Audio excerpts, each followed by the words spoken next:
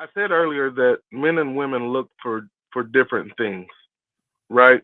So when you have a woman that's making the mid and upper six figures, they want a man that's making the upper six and the seven figures, right? For the same thing that they would want if they were making 40,000. They still want that stability.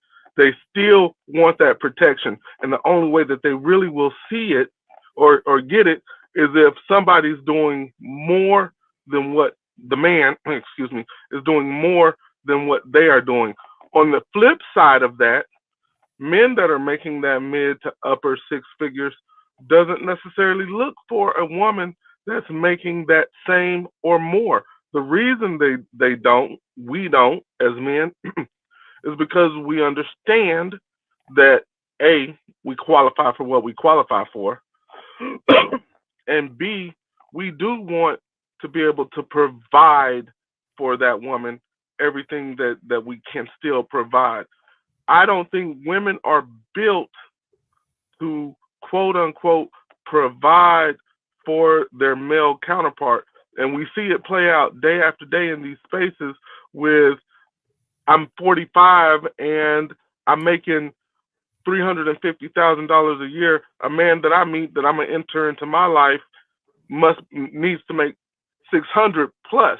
Well, that's fantastic, except for you're 45 and I can go get me a 30-year-old that's making 70,000 and be the man that she needs me to be and be the woman that I need for me. And I think that's where a lot of the delusion comes in at that feminism helped create. And it's unfortunate that the word feminine has been removed from the ideology of feminism. And that's what I was going to say earlier. So I think that that's an exaggeration, if I must say, AP. I think that what most women want is somebody who at least gets paid what they get paid in the range, and maybe a little, and ideally higher. Okay. Now there are some women who we would deem to extend that, and they're like, "Oh, I want him to make." And you got those people who are very loud on the internet. They are not the great majority. They are not.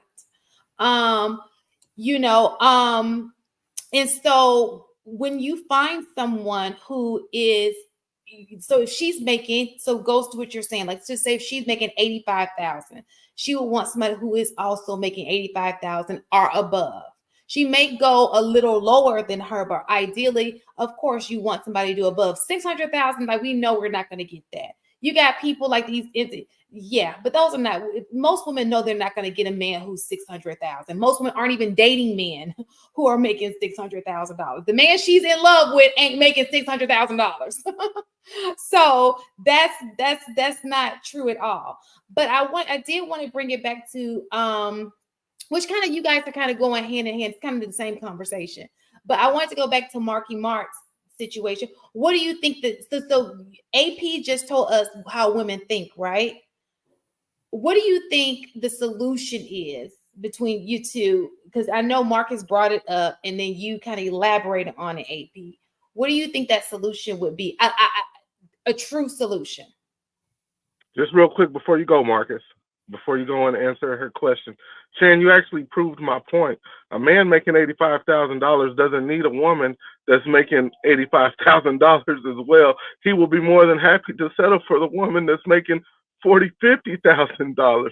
Women just don't do like, and I'm not knocking women because it's their nature, it's their biology. I'm not knocking that at all.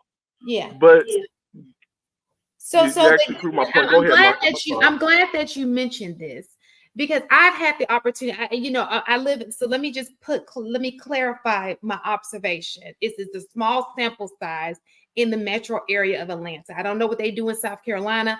I don't know what they do in other places. But the men that I have spoken to now, so the men who make over a certain amount, meaning it's 250,000 or above, usually don't mind the income, right? They do mind the intellect, but they don't mind the income.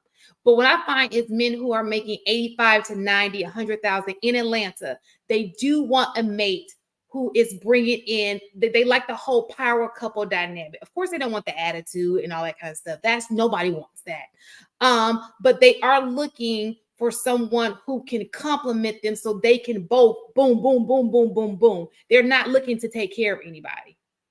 The people who are looking who might not care about that are really making money.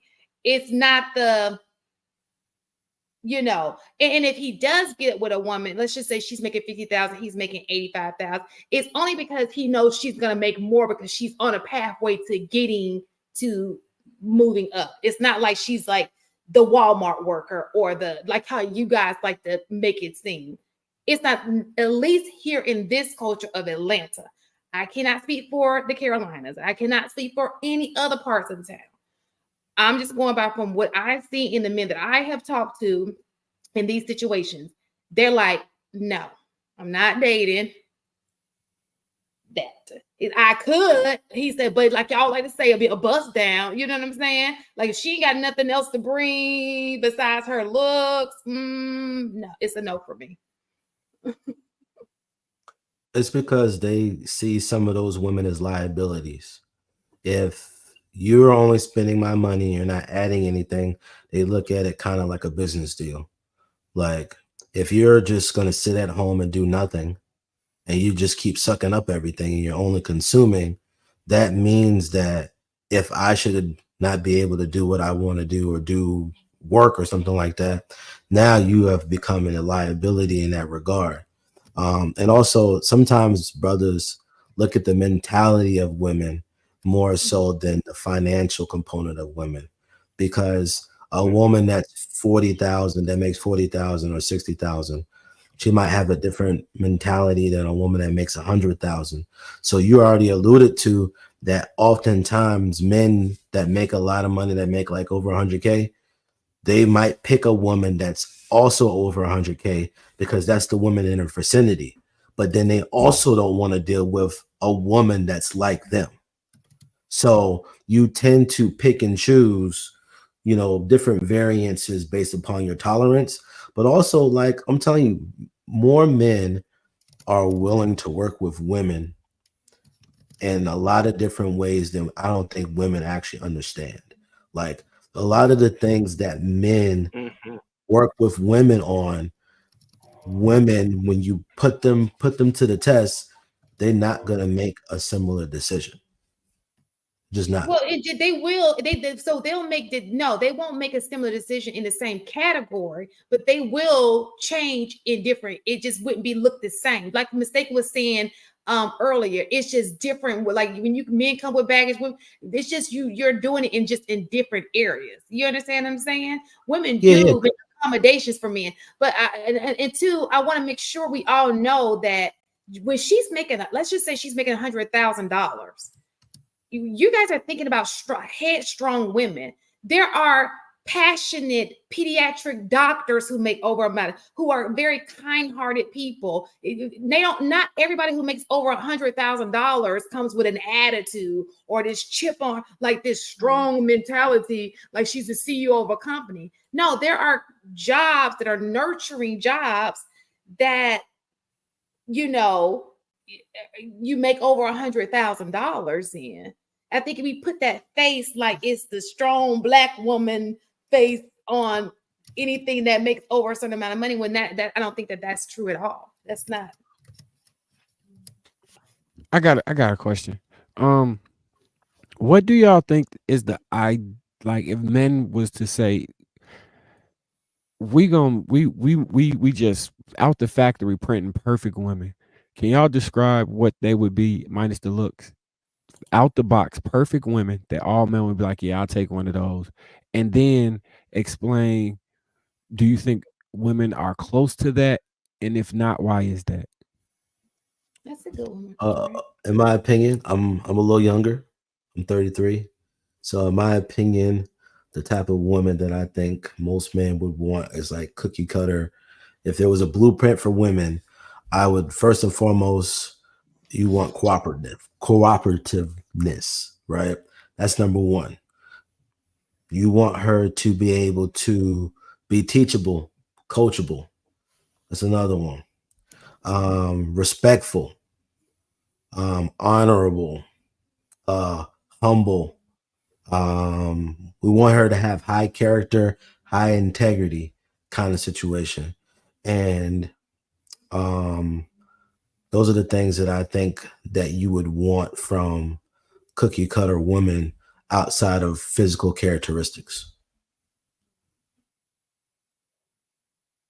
Yeah.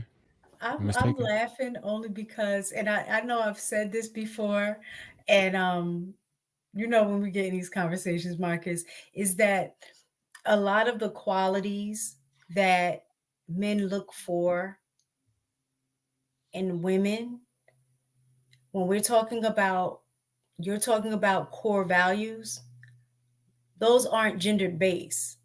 Core values are not gender based. So the fact that he said wanting somebody that like might be loyal or have integrity, have good character, be cooperative, all of those are a basis for a great foundation for a good relationship. So as a woman, I would want you to have those same characteristics and qualities too. That's not gender based.